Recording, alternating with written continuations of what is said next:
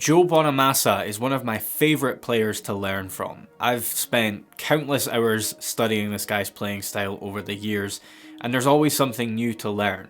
And in today's video, I want to share with you guys something that I learned from watching Joe play at a sound check. So it was a clip that he posted to his Instagram in which he was playing a 335 at a sound check. And in this clip, he plays this really wide, really high bend on the high E string, which just blew me away the first time I heard it. It sounded awesome. So here's the clip that I'm talking about.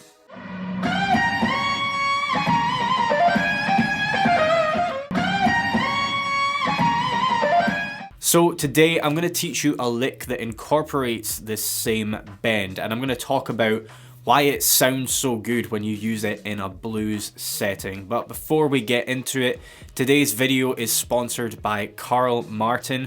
All of the drive tones that you hear in this video are coming from their new Plexi Ranger overdrive and boost pedal, but more on that later. So in that clip, Joe is playing in the key of B flat, and he plays a combination of bends on the B and high E string around fret 18. So the first bend on the B string goes up by a tone on that fret, and the second bend on the high E string goes up by a tone and a half on that same fret.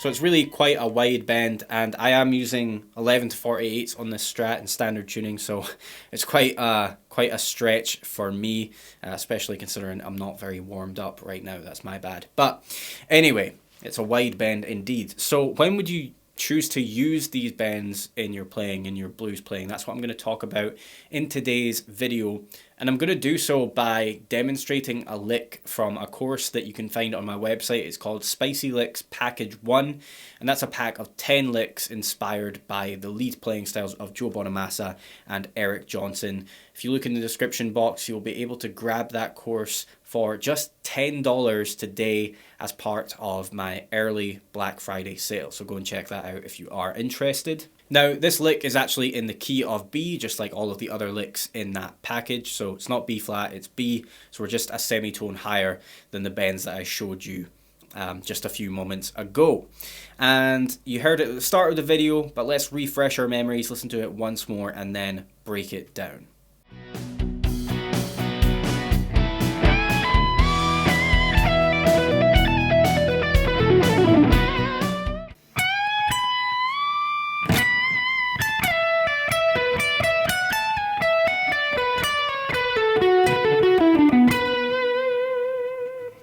The backing track is based on Joe's song Lonesome Road Blues, and the lick is played over the transition from the 1 to the 4 chord in that progression. And that's a chord transition that you'll find in pretty much every blues song ever, right? In this key, the key of B, that means moving from B to E. Now in the track, those chords are played as power chords, but they can be and pretty much are treated as if they were dominant sevenths. Now, if you've ever heard guitar players talk about target notes or targeting chord tones, that's essentially what's going on with this lick. We're targeting the two main chord tones found in the 4 chord E7. So the bend on the B string is targeting the major third in that chord, and the bend on the high E string is targeting the flat 7th in that same chord. So if we just look at this basic E7 chord voicing, we have the major third on the B string, and that's what we're targeting with the bend on that string.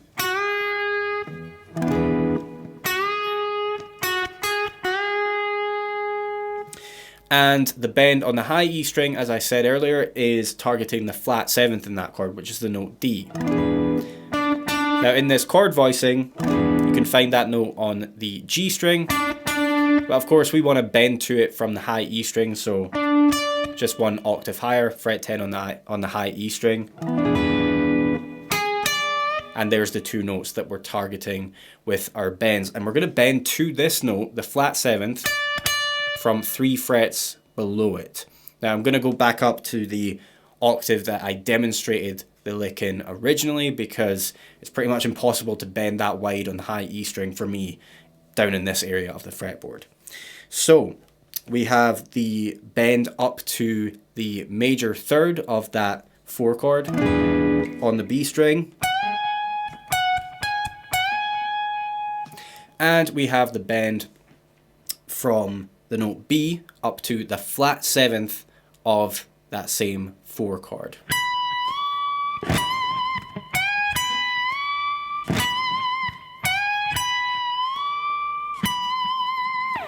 So that's really all that's going on in terms of the theory. It's not that complicated. Like I said, we're just targeting the 2 main chord tones of that 4 chord, that dominant 7th, that E dominant 7th chord, targeting the major third and the flat 7th.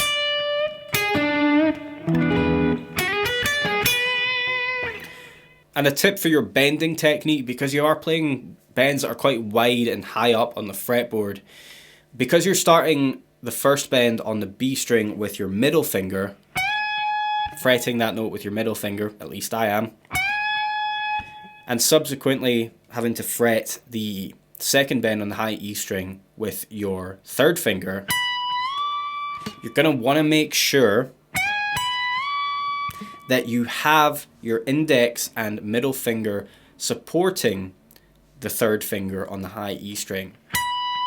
See how I'm fretting the note with my third finger, but I've got my index and middle finger supporting it right behind it. I'm doing that because it's pretty much impossible to bend up so high with just one finger or another finger supporting it. I need to have all 3 there. Especially considering the fact that I'm using heavier gauge strings in standard tuning, 11 to 48s, as I said earlier. Now, we're not quite done with the lesson, but I do just want to take a quick moment to talk about tone. I mentioned at the start of the video that today's video sponsor is Carl Martin, and I'm using their new Plexi Ranger overdrive and boost pedal for all of the drive tones that you hear in this video. So let's take a listen to the Plexi inspired overdrive circuit of this pedal. You're going to hear my clean tone to begin with. I'm running the pedal into the front of my Axe FX2 on a basic clean preset, and then I'm going to engage the overdrive circuit.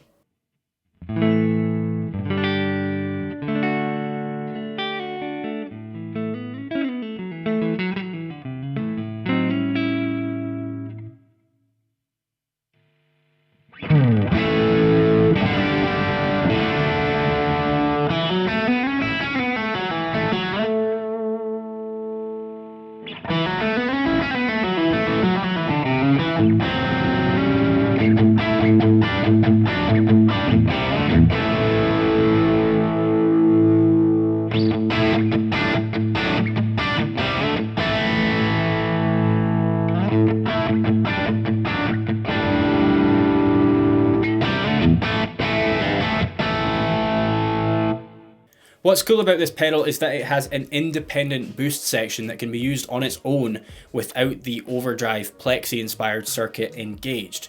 So if you wanted to just boost your clean tone without adding any extra gain, you could do that.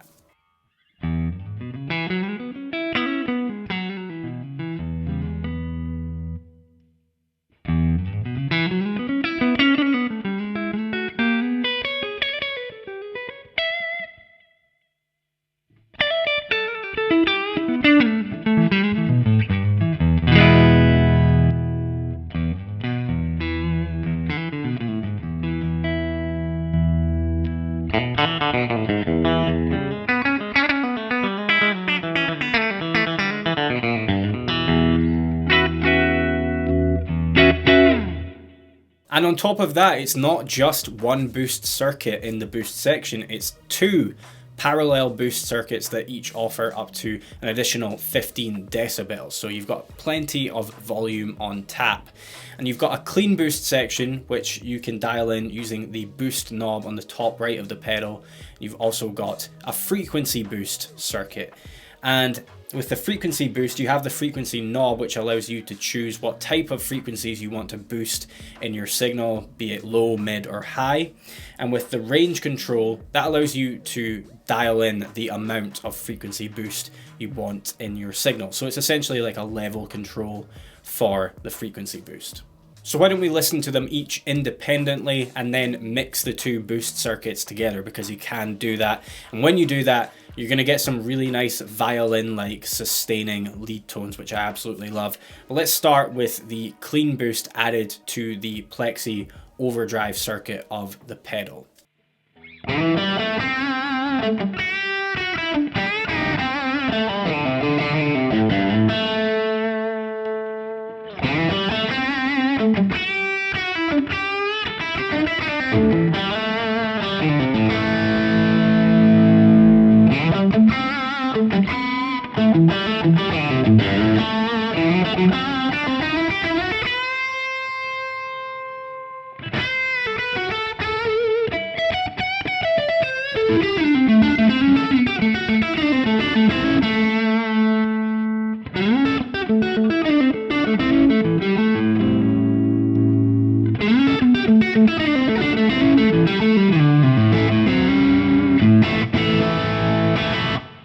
Okay, now let's turn off the clean boost and instead add the frequency boost circuit to the overdrive and see what that sounds like.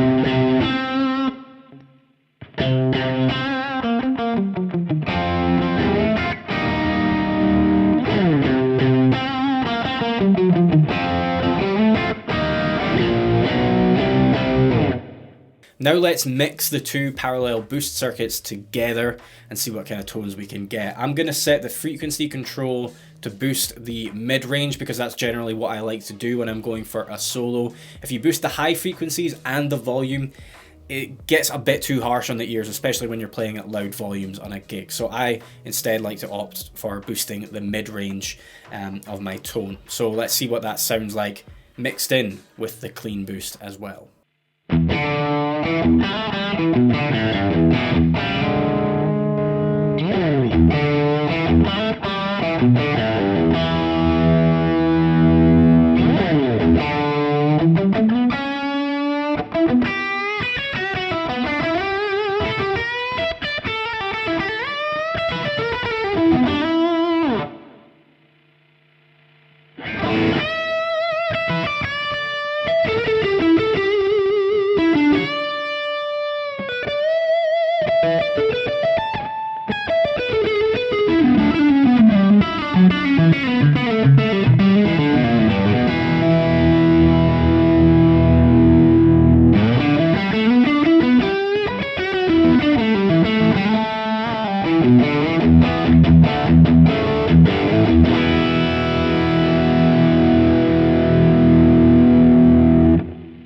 There is also a three-way low cut switch on this pedal, so let's have a play around with that and see how that affects our boosted lead tone.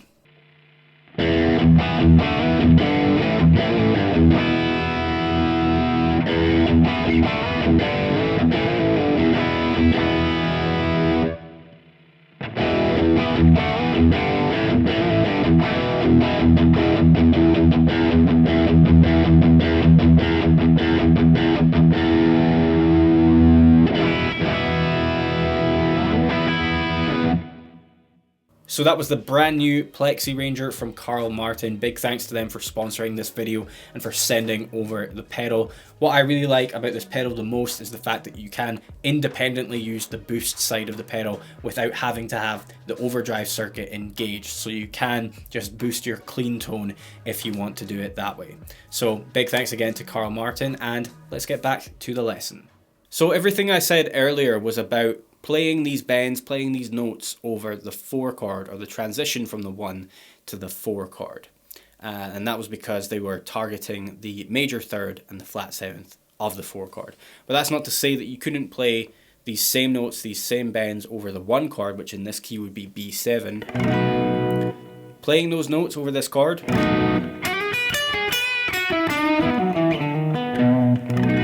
as you can hear, it still sounds cool, but it's just that when you do that, they would no longer be heard as the major third and the flat 7th of the 4 chord. They would be viewed as the major 6th of B mixolydian. At least that would be the first note. 1, 2, 3, 4, 5, 6. And the final bend, the last note, which before, when we were playing over the 4 chord, was the flat 7th of the 4 chord. When you're playing that over the 1 chord, that would be a flat third, right? So you could view that as being the flat third in the B minor pentatonic scale. Now, what I think is so unique about this bend, well, the bend on the high E string in particular, is that you're choosing to bend from the root note of the 1 chord, or from the root note of the key that you're playing in, rather. And that's quite unusual when you think about it. When you think about playing over a blues progression, you're using scales like minor pentatonic, major pentatonic, the mixolydian mode. And when you're playing those scales, you tend to bend from notes like fourths, or fifths, or flat thirds. It's not very often that you hear someone bend from the root of the scale, the root of the key that you're playing in, and especially so high up the fretboard.